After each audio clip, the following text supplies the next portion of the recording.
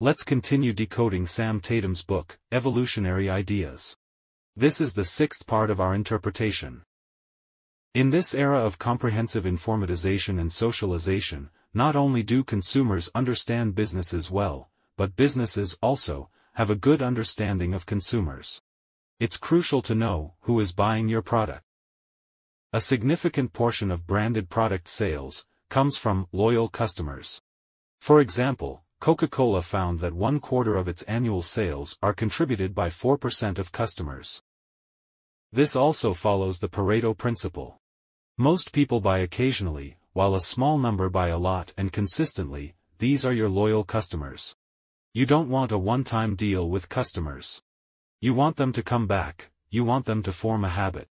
For a brand to stand firm, it needs loyal customers, often referred to as die-hard fans. So, how can you have more loyal customers? A commonly used method is a membership system. In the past, when we talked about subscriptions, it was for magazines, but now you can subscribe to online video services or even subscribe to a specific product, like a brand of baby formula. Hair salons, cafes, gyms. They all want you to become their member, offering some kind of price advantage.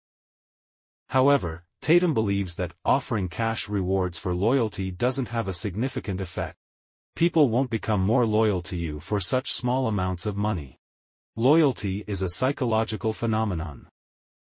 The theme of this section is how to increase loyalty without increasing rewards. Loyalty primarily comes from sunk costs. The reason you remain loyal to a brand is that you are already loyal to it. For example, why do people using iPhones stick with them? Perhaps it has become an identity for them, or maybe it's because they're accustomed to it. Their data and tools are in the Apple system, and switching would be troublesome.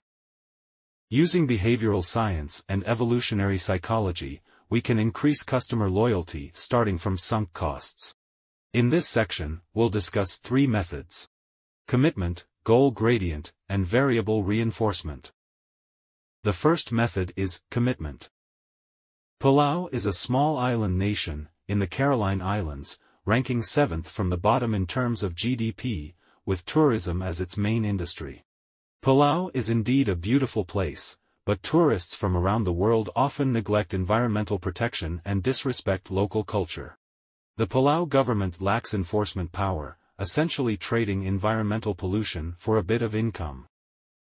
Later, they came up with a solution. Every tourist landing in Palau must sign a commitment pledge. A promise to protect Palau's environment and respect its local culture. It must be signed personally. This initiative has almost no cost, and Palau lacks supervision capabilities, but it is very effective. This is because people feel obligated to commitments they make. We've read about this in David Brooks' The Second Mountain. The Quest for a Moral Life. Commitment gives you an identity. Keeping a commitment means you are still yourself. Breaking a commitment causes a sense of pain. Research shows that having students sign an honor code before an exam, committing not to cheat, significantly reduces cheating. The act of signing is particularly effective because people value their handwritten signatures. Typed ones are less effective. The closer the commitment method is to yourself, the stronger its impact. In ancient times, there was blood oaths, which undoubtedly had a stronger commitment effect. Actually, the word commitment is not just about verbal promises. It also means dedication to doing something, a spirit of devotion, a determination to get things done. Commitments don't have to be significant. Businesses can use various means to create a sense of commitment in daily matters. For instance, when you go to a coffee shop in the morning to buy breakfast and coffee, and the queue is long, making you feel like leaving. One coffee shop has a solution for this situation. If there are many people waiting outside, the staff will send out a waiter to jot down what each person in the queue wants, and give you a coffee cup lid as a voucher. Note that they only record it. No money is collected at this point. When it's your turn, you pay by showing the lid as a voucher. In reality, the coffee shop doesn't need this method to speed up order processing. They could entirely take orders inside the shop. The real purpose of handing you the lid is to create a commitment. Once you have the coffee lid, you have a strong desire to finish this, making it challenging to leave. Someone did a similar thing in India. Some families were not very keen on getting their children vaccinated, especially when some vaccines required 2 doses, and many people didn't return after the first shot. The organizers came up with a solution. They gave vaccinated children small animal toys as gifts. However, there was a catch. These toys were split into 2 halves. After the first shot, they would only give you 1 half. To get the other half, you had to come back for the second shot. This is also a form of commitment. You want to complete this. The second method is called goal gradient. Palau's commitment method is a commitment strategy. You make a promise to do something.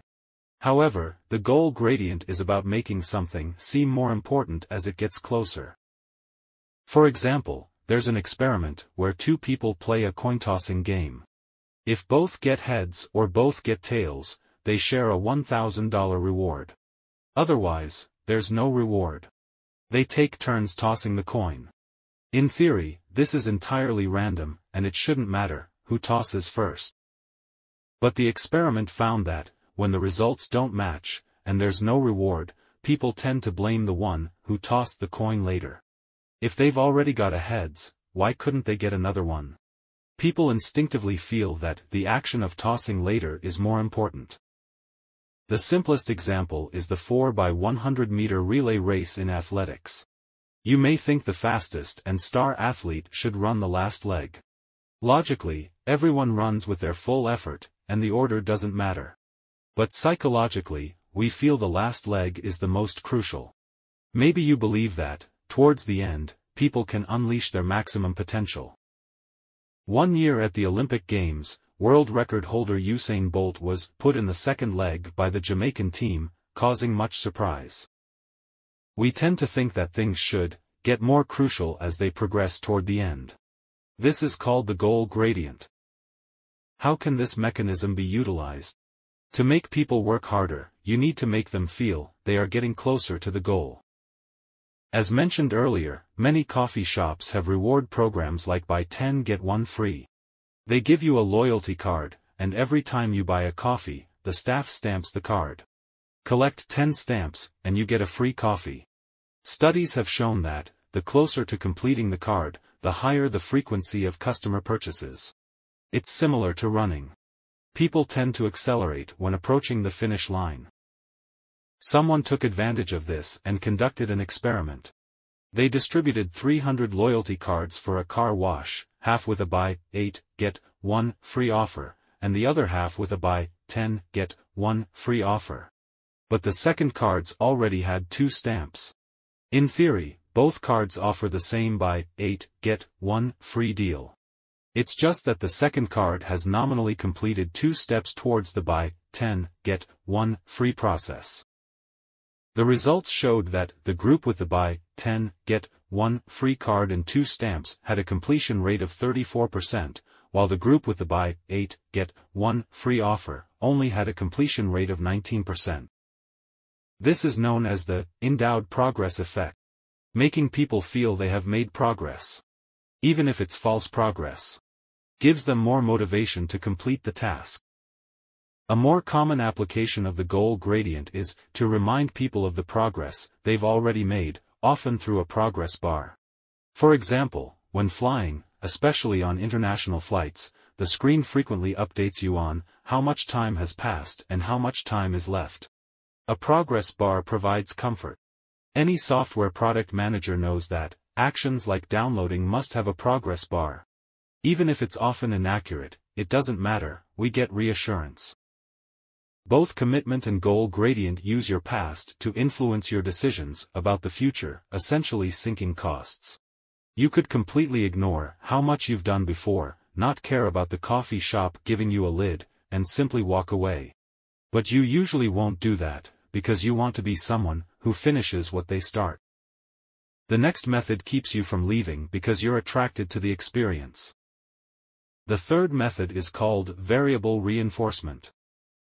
We've previously discussed behavioral design and playing the god of destiny, and we know the secret behind gambling addiction is the randomization of rewards.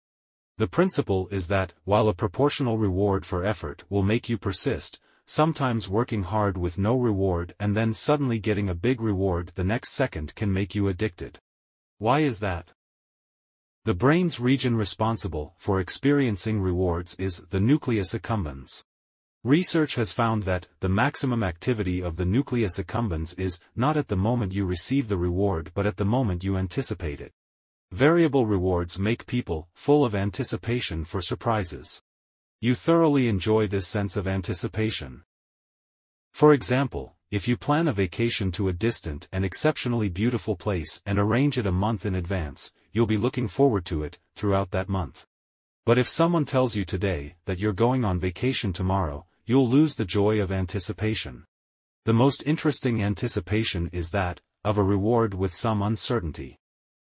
PepsiCo's Doritos brand, known for its potato chips, introduced a product called Roulette, perfect for sharing with friends at gatherings.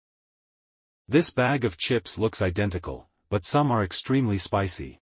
Eating these chips is like playing Russian roulette. You never know when someone will suddenly bite into an extremely spicy one, creating a humorous scene. Doritos Roulette became an internet sensation right after its release. Some businesses make irregularly shaped blocks for their chocolate bars. You might randomly break off a large piece or a small piece. This adds an element of fun. Not to mention that snacks for children nowadays often come with random small toys, like those placed inside chocolate eggs. Children eagerly anticipate what surprise is inside the egg. Some coffee shops even changed their buy 10, get 1 free loyalty program to have staff randomly give customers a complimentary hot drink. Some criticize this practice as unfair, claiming that attractive-looking people end up getting free coffee, but I think it just makes people more eager to try their luck at that particular shop. In essence, these all have a gambling element. And it just goes to show that the gambling instinct is more ancient and fundamental than actual gambling. In summary, these methods are more interesting than directly giving you a percentage discount, and they are likely more effective. An interesting question is whether these behavioral and evolutionary psychology effects contradict traditional economics. Economics assumes people are rational and should focus more on benefits. Does loyalty to a brand due to sunk costs, among other reasons, count as irrational? I don't think it's that simple. Tatam doesn't explicitly mention this in his book, but I believe all these behavioral tactics have a default premise. Your product or service itself must meet standards. Consumers have already acknowledged the quality and price. Now it's about whether they choose you first, buy more, and come back next time. If your product is of poor quality and overpriced, these tactics can't overcome consumer rationality. It's precisely because the market is highly developed, and the quality and prices of various brands are good, that traditional competitive space is limited, and businesses are beginning to use user experience as a strategy. At this point, consumers are not just buying a product or service. They are buying an experience. In my view, this is very rational. It represents the advanced stage of business competition. That concludes this section. In the next part, we'll talk about time, fast and slow. If you feel there is value in this, please like, subscribe to this channel, and leave your thoughts or suggestions in the comments section. Let's grow together and read more good books.